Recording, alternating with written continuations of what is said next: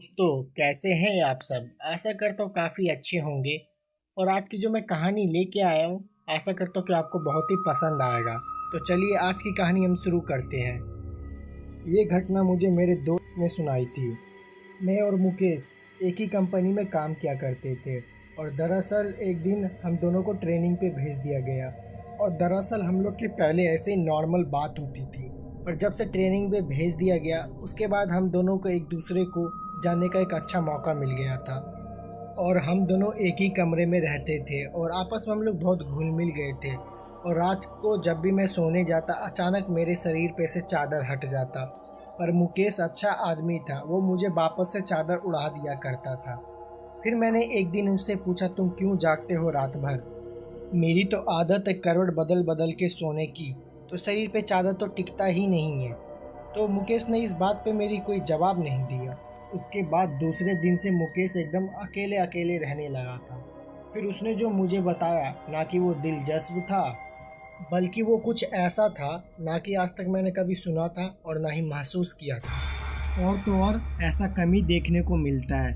बस बात विश्वास की रह जाती है। आप शायद इस पे विश्वास ना भी करें।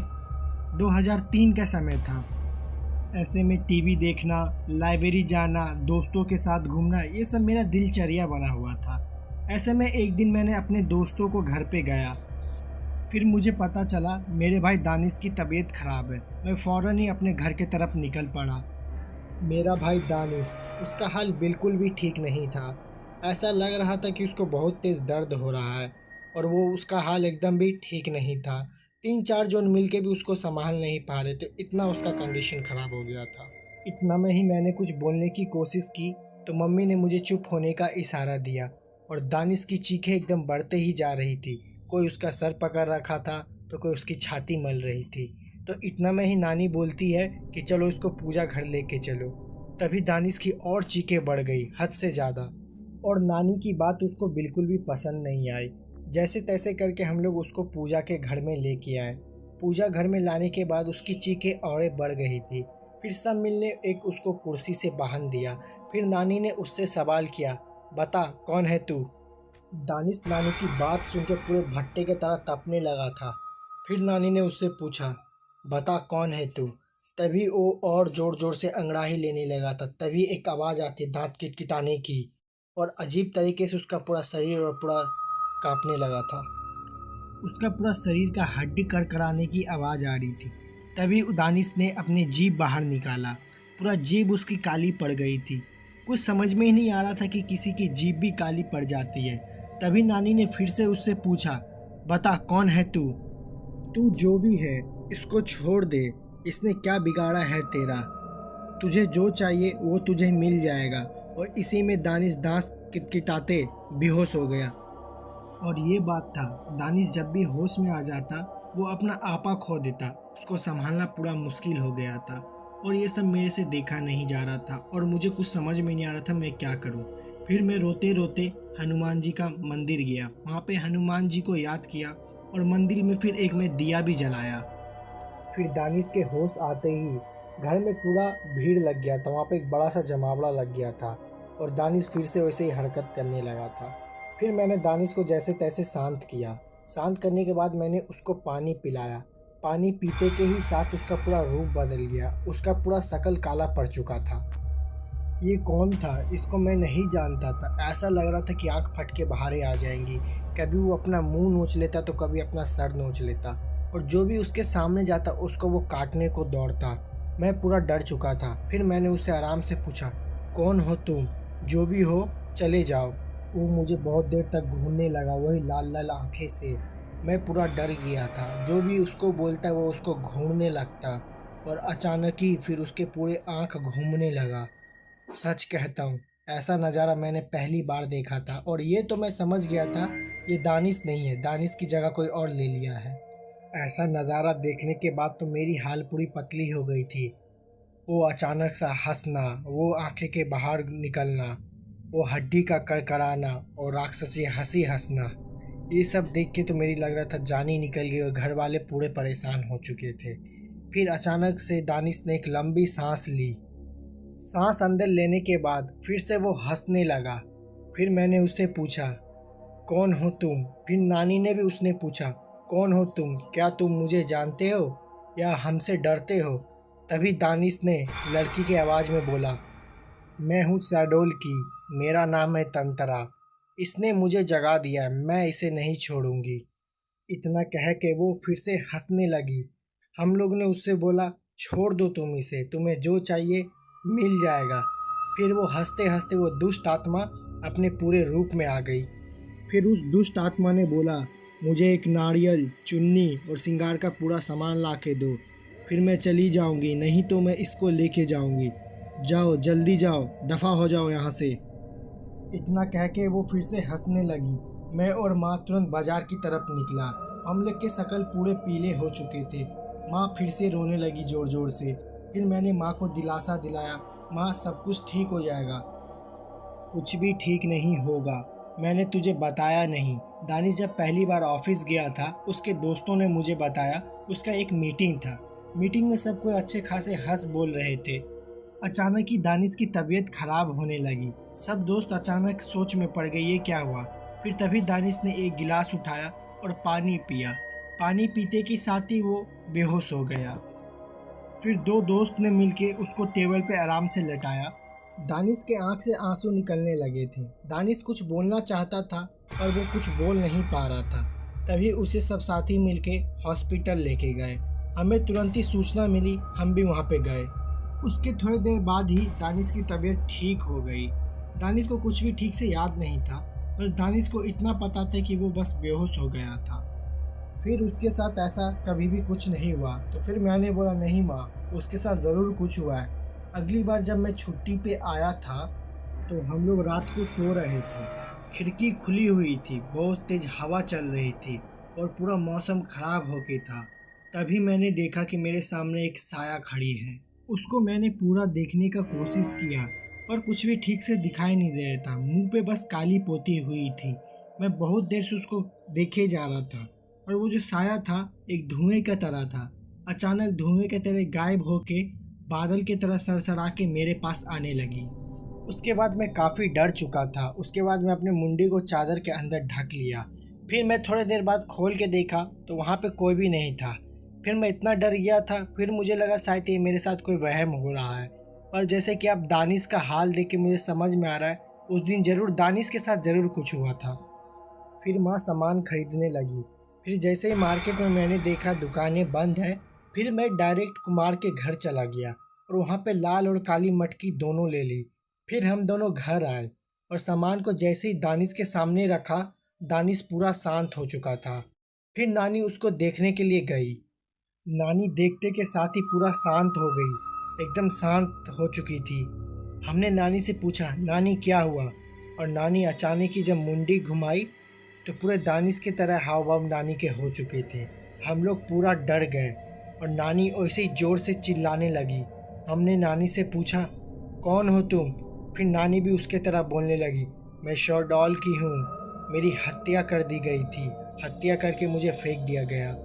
मेरी लाश जहाँ पे फेंकी हुई थी, इस लड़के ने आके उसके ऊपर पेशाब किया। मैं सोई हुई थी, इसने मुझे जगा दिया, इसलिए इसको मैं अब नहीं छोड़ती। पर अब मुझे कुछ नहीं चाहिए, मैं जाना चाहती हूँ, मुझे जाने की जगह दो। फिर मैंने उससे पूछा कि तुम अब वापस तो नहीं आओगी और कुछ करोगी तो नहीं? फिर उसने बोला, उसने कुछ ठीक से जवाब नहीं दिया और वो चली गई। नानी तभी बेहोश होकर नीचे गिर गई। फिर नानी होश में आई और दानिश भी पूरा तरीके से ठीक लग रहा था। फिर दानिश को हमने उसके हाथ पैर खोल दिए जो कुर्सी से बंधा हुआ था। फिर ऐसे ही कुछ दिन बीत गए और दानिश को काम की वजह से भोपाल जाना पड़ा। तो वो होटल के रूम में रहता था और होटल में जो उसके साथ रहते थे, उसने अचानक कंप्लेन की कि रात को रूम से रोने की आवाज़ आती है। फिर सब कोई हिम्मत जुटा के उसके रूम में गए।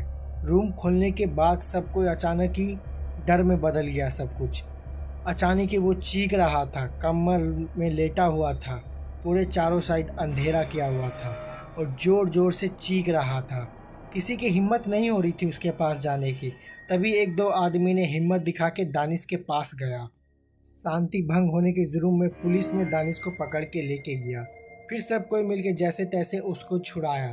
फिर कुछ दिन तक दानिश का यही हाल रहा। फिर एक ने बताया सांडाल के जंगल में एक तांत्रिक रहता है जो इससे शायद निजात दिला पाएगा इसको। फिर हमने जाके उस तांत्रिक को पकड़ा तो तांत्रिक ने आत्मा से बात की। वही उसकी मांग थी, जैसे मुझे पूरी अच्छी से याद है, वही काले लाल मटके मांगना, चुन्नी मांगना, सिंगार मांगना। इस बार पर वो दारू भी मांगा था। तो रात का समय था तो दारू देना तो पॉसिबल नहीं था। मैंने बहुत जगह शराब ढूंढा पर कहीं कुछ नहीं मिल रहा था और फिर लास्ट मुझे वहाँ जाना पड़ा जिस गली में मुझे जाना बिल्कुल भी गवारा नहीं था। उस गली में मैं पहुँचा और मैंने बोला कि मुझे एक शराब की बोतल चाहिए। तो वहाँ पे कुछ लोग पी के एकदम धुत रहते थे। उसने बोला आजा तू भी बैठ जा, पी के सारे गम भूल जाएगा। मैंने उसको बोला मैं यहाँ पे गम भुलाने नहीं आया हूँ, मेरे भाई के ऊपर ऊपरी साया का अक्षर है। तांत्रिक ने ये सब सामान मंगाया तो कृपया करके मुझे प्लीज़ एक बोतल दे दीजिए। फ़ौरन तुरंत उसने मुझे एक बोतल दे दी और मैं भागता हुआ तांत्रिक के पास गया। हाँ पर इतना था, शराबियों से मेरी अब थोड़ी अनबन कम हो गई थी। उसके बाद तांत्रिक ने पूजा शुरू किया। दानिश कभी जोर से चिल्लाता, कभी अंगड़ाई लेता, वही दांत किटकिटाता। फिर तांत्रिक ने एक मंत्र पढ़ना शुरू किया, हाथ में कुछ चावल के दाने लेके। मंत्र पढ़ के जैसे ही दानिश के ऊपर फेंकता तो दानिश एकदम पागल सा हो जाता। कभी लगता उसके अंदर कोई जानवर आ गया है, जानवर की तरह घुर्राना, अजीब अजीब वो हरकत करने लगता। और दानिश की आवाज़ तो उसी के गले के अंदर बंद होके रह गई थी।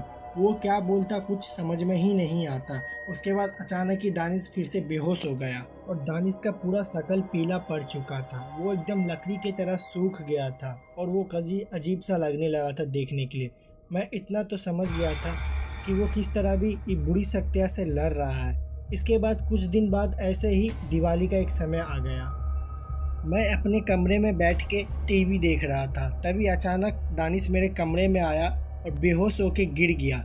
मुझे लगा फिर से वही सब होने वाला है। मैंने दानिश को कुर्सी से बांध दिया।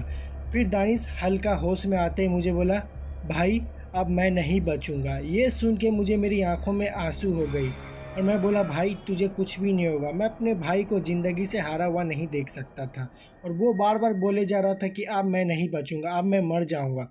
ये सुन के मैं तुरंत बाइक निकाला और अपने दोस्त के साथ उस तांत्रिक को लाने के लिए चला गया। मैं जैसे तैसे तांत्रिक के पास पहुंचा तो देखा तांत्रिक दारू के नशा में एकदम धुत हुआ था। फिर मैंने तांत्रिक को कैसे भी गाड़ी के बीच में बैठा के उसको लेके आया। गिरता पड़ता तांत्रिक जैसे ही आया दानिश के पास, दानिश का हाथ पकड़ा। दानिश का हाथ पकड़ते ही मानो कि जैसा पूरा उसका नशा उतर गया हो। फिर तांत्रिक ने पूजा पाठ स्टार्ट किया। पूजा शुरू करते ही के साथ दानिश पूरा नॉर्मल हो चुका था सुबह तक। फिर से ये सब स्टार्ट होने लगा था। अब रोज़ ये सब चलने लगा था। डेली का मटकी, डेली का सिंगार का सामान, डेली का चुन्नी। अब हम लोग घर में डेली एनी टाइम ये सब मौजूद रखने लगते थे। डेली तांत्रिक आता, डेली चला जाता। जैसे ही रात होता मनुष्यत घर में छा जाता और दारू की बोतल के तो एक ढेर लग गए थे घर के साइड में। हमने बहुत जगह, हर मस्जिद सब जगह कुछ दिखा लिया। लास्ट में हमें एक आदमी ने सुझाव दिया कलकत्ता का काली मंदिर। फिर हमने जाके उसको वहाँ पे भी दिखाया। फिर उस पंडित जी ने भी वही मटकी, वही चुन्नी, सिंगार का सामान मंगाया और साथ में एक कफन भी मंगाया और नींबू भी लाया। इस बार देख के लग रहा था ये पूजा कुछ अंदरूनी होने वाली है और कुछ खास होने वाली है। फिर पंडित जी ने पूजा स्टार्ट किया। वो जो नींबू था उसमें आस्ते कस करके एक लौंग चुभोना शुरू किया और जैसे ही पंडित जी लौंग चुभोते वैसे ही दानिश को बहुत दर्द होता और बीच बीच में दानिश बेहोश हो जाता। फिर जैसे उस आत्मा की बारी आई उसको कफन में लपेट के उस मटकी में डाला। जैसे नींबू में लौंग चुभोते तभी वो चिल्लाती मुझे छोड़ दो, मुझे जाने दो। पंडित जी ने बोला नहीं, मैं तुझे जाने नहीं दे सकता। तू एक झूठी मक्कार आत्मा है। तूने इस बच्चे के शरीर को पूरा ख़राब कर दिया है। तुमने इसे एक जगह बना लिया। वो बोली अब मैं नहीं करूँगी, प्लीज़ मुझे जाने दो। पंडित जी ने बिल्कुल भी नहीं सुनी और उसको एक मटकी के अंदर कैद कर लिया जैसे तैसे करके। फिर अंत में सब कुछ समेट के पंडित जी ने मटकी को मुझे दे दिया और बोला दुष्ट आत्मा ने इसके अंदर बसेरा बना लिया था। मैंने जैसे तैसे इसको कैद करके इस मटकी में डाल दिया है और पंडित जी ने बताया इसको जाके शमशान में गाड़ देने के लिए और ध्यान रहे खाली पैरी इसको जाना है। फिर पंडित जी के हमने बात मानी, उस मटकी को ले जाके शमशान में गाड़ दिया। पर ताजुब की बात ये थी वो रास्ता जंगल की ओर से जाता था। मैंने खाली पैर गया पर मेरे पैर में एक भी कांटा नहीं चुभी। ऐसा लग रहा था मैं रूही के ऊपर जा रहा था। मेरा भाई तो ठीक हो गया था, पर मेरा भाई काफ़ी कमज़ोर भी हो चुका था। मेरा भाई इतना कमज़ोर हो गया था कि वो दवाई खाने के लिए भी नहीं उठ पाता था। हम लोग का पूरा फ्यूचर ख़राब हो चुका था और काफ़ी कर्जा भी हो चुका था। फिर जैसे तैसे हमने तो कर्जा तोड़ा, पर हम लोग का भविष्य पूरा ख़राब हो चुका था। जो चीज़ हम 5 साल में कर पाते वो 10 साल में करनी पड़ेगी। फिर जैसे तैसे ठीक हो चुका था सब कुछ। और फिर दानिश का ध्यान मैं खुद रखने लगा था। रात रात भर में जगी रहता दानिश को देखने के चक्कर में। उसका दवाई का, खाने का टाइम पे एकदम ठीक से ध्यान रखता। जब भी वो रात को सोता मैं उसकी चादर ठीक कर देता। ऐसे सब कुछ चलते रहा। उसके बाद मैं उसका ध्यान रखते गया, वो आस्ते आस्ते ठीक भी होते गया। फिर इसके बाद पूरा मुकेश चुप हो गया। ये सब सुनने के बाद मैंने मुकेश को बोला, शायद ही ऐसा कोई भाई होगा जो जिसके लिए इतना किया होगा। तो दोस्तों, मैं आशा करता हूँ ये कहानी आपको बहुत ही पसंद आया होगा, और ऐसा आशा करता हूँ कि ऐसा कहानी सिर्फ मैं ही आपको सुनाता हूँ। तो प्लीज़ कृपया करके चैनल को सब्सक्राइब करें, लाइक करें, कमेंट करें आपको किस टाइप का कहानी चाहे। और तो चलिए बढ़ते हैं आज की फिर से एक डरावनी कहानी के साथ। दोस्तों, मैंने उत्साह में आके विनोद जी को तो बोल दिया, कोई भी स्थिति में मैं गाड़ी तो नहीं छोड़ सकता हूँ, क्योंकि मैं बहुत साल मेहनत करने के बाद एक गाड़ी खरीदी थी। तो ऐसी हालत में मैं अपनी गाड़ी को किसी भी कीमत पे तो नहीं छोड़ सकता था। और ऊपर से विनोद मुझे बार बार डराए जा रहा था। विनोद मुझे इस तरीके से डरा रहा था मानो जैसे कि आज अगर हम गाड़ी में रुकेंगे तो हमारी मौत हो जाएगी। और दोस्तों, मैं आपको बताना चाहूँगा, बारिश और कीचड़ से बचने के लिए दूसरे एक नए रास्ते से जा रहे थे जो न्यू दिल्ली की तरफ जा रही थी। वो रास्ता कहाँ जाती वो हमें पता भी नहीं था, लेकिन वो रास्ता थोड़ा कच्चा था। उस रास्ते पे गाड़ी का आना और जाना मतलब ना के बराबर ही था। उस रास्ते के बीच हम दोनों इस तरीके से फंस गए थे, हमें कुछ समझ में नहीं आ रहा था कि गाड़ी को छोड़ के हम चले जाएं या यहीं पे रुके। पर दरअसल गाड़ी के अंदर थिएटर में पानी सूख गया था या कोई दूसरी समस्या आ गई थी, जिसके वजह से हम दोनों को कुछ समझ में नहीं आ रहा था और टेंशन हो गई थी कि अब हम क्या करें।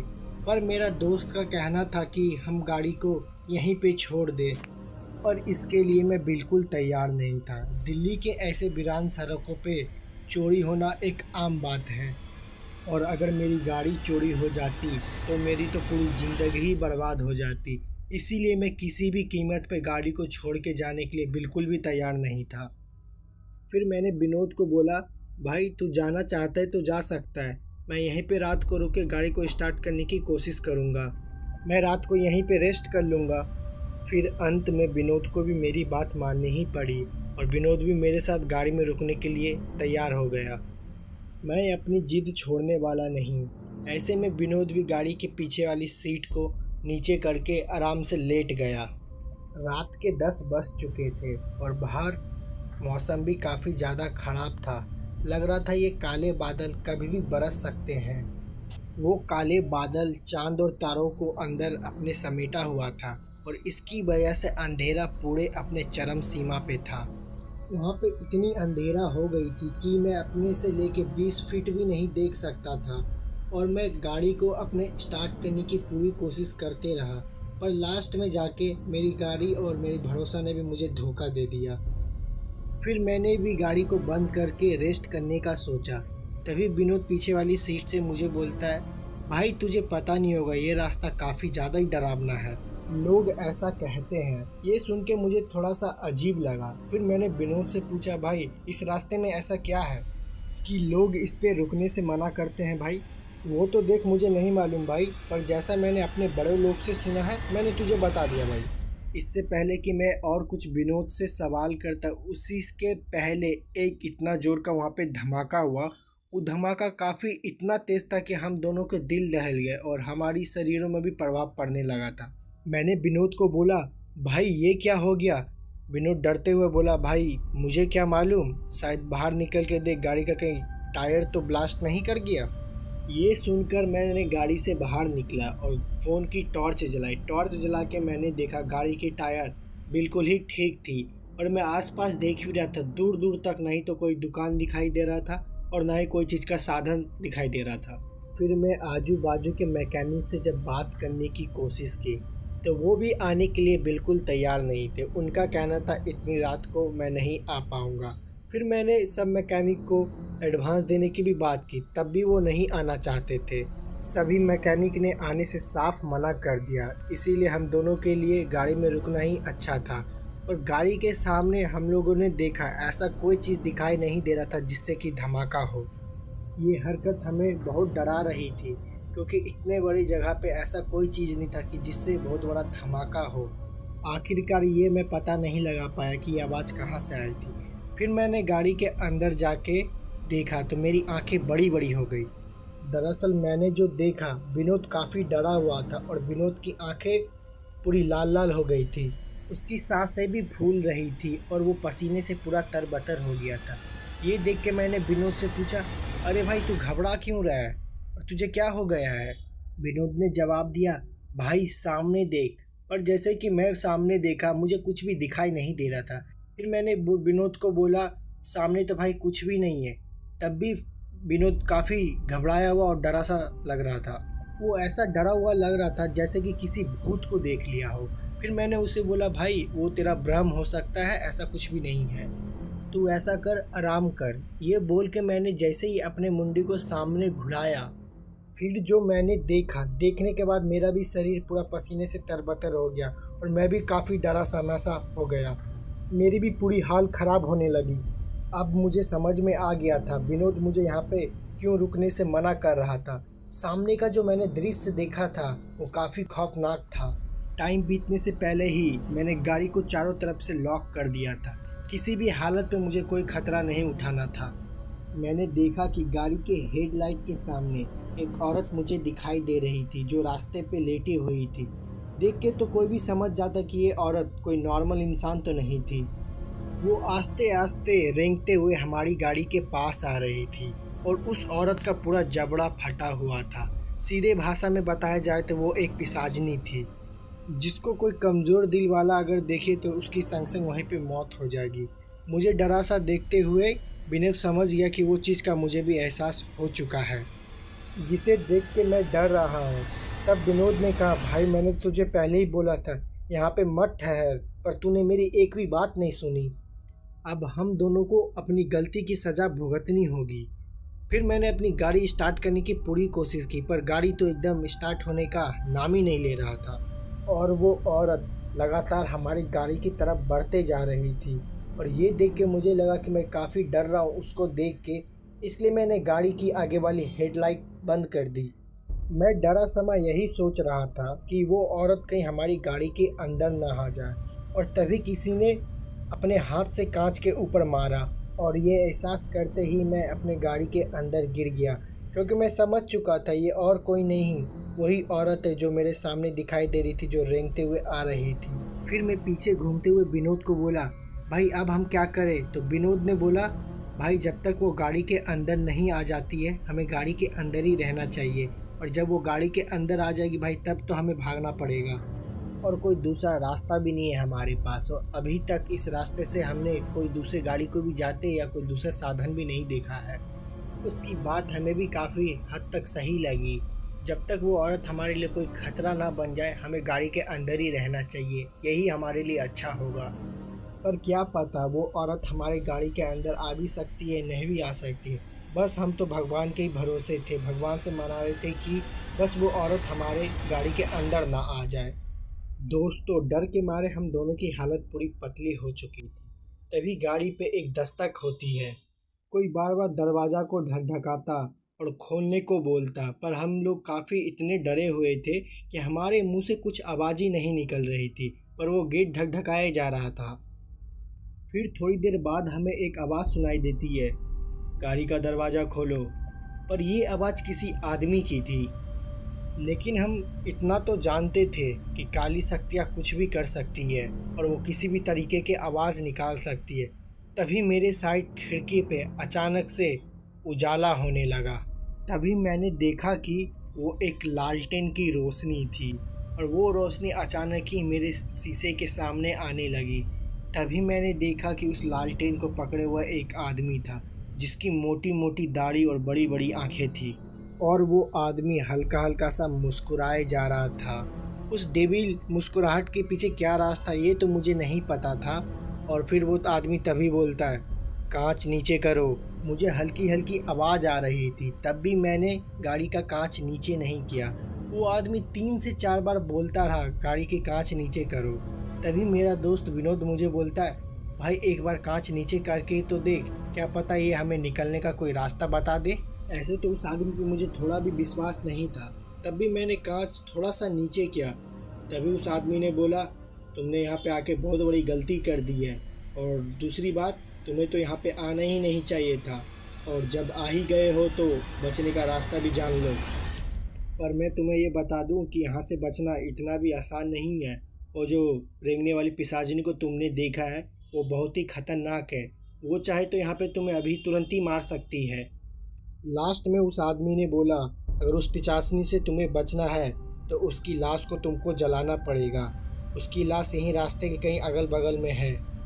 उसके ऊपर काफ़ी पत्थर रखे हुए। उसे कई आदमियों ने जलाने की कोशिश की पर कोई जला ना पाया, और तुम गाड़ी में बैठे हुए थे इसलिए अभी तक सेफ हो। अगर रात के 2 बजे से पहले अगर वो तुम्हें कुछ नहीं कर पाई या तुम उसे कुछ नहीं कर पाए तो समझो तुम्हारी मौत पक्की है। इससे पहले उसे जो भी जलाने की कोशिश की उसे वो बच के जाने नहीं दी, मार दी। और वो आदमी ये बोलकर अचानक ही हवा में गायब हो गया। ये देख के हमारी और भी हालत ख़राब होने लगी और हम काफ़ी डरे हुए थे। और हमारे पास अब 2 ही रास्ता बचा था। एक रास्ता ये था कि उस पिशाचिनी का लाश ढूंढ के हम उसे जला दें, या दूसरे रास्ता ये था कि गाड़ी में बैठ के हम अपनी मौत का तमाशा देखें। ऐसे में मैंने विनोद को बोला, भाई 2 बजे से पहले वो पिशाचिनी हमें कोई नुकसान नहीं दे सकती है। अभी भी हमारे पास 40 मिनट है और यही सही समय था हमारे पास। तभी विनोद ने बोला कि उस औरत को मैं जलाने की पूरी कोशिश करने वाला हूँ, तुम अपना देख लो तुम क्या करोगे। विनोद का बात सुन के हमने ये ठान ली थी कि या तो अपनी जान बचाते हुए मरेंगे या तो ऐसे ही मरेंगे, या तो हम अपनी जान बचा लेंगे। ये सुन के हमने गाड़ी से नीचे उतरी। हम गाड़ी से नीचे उतर चुके थे और अगल बगल से हमने पूरी सामान तैयारी कर ली थी जो एक पूरे डेड बॉडी को जलाया जाता है। फिर हमने गाड़ी से पेट्रोल निकाला, पेट्रोल को एक बोतल में भर लिया। फिर हमने एक लाइटर ले लिया। अब किसी भी कीमत पे उस डेड बॉडी को ढूंढ के हमें जलाना था और इधर उधर हमने ढूंढने लगे। तभी मुझे एक एहसास हुआ कि वो औरत हमारे पीछे आ चुकी है और उसका डरावना चेहरा देख के तो मेरा पूरा दिल ही दहल गया। तब भी मैंने पूरे हिम्मत और साहस के साथ उस औरत का सामना किया और मैं आगे बढ़ा। फिर मैं जैसे ही थोड़ा आगे बढ़ा तो मुझे एक बोर्ड दिखाई दिया।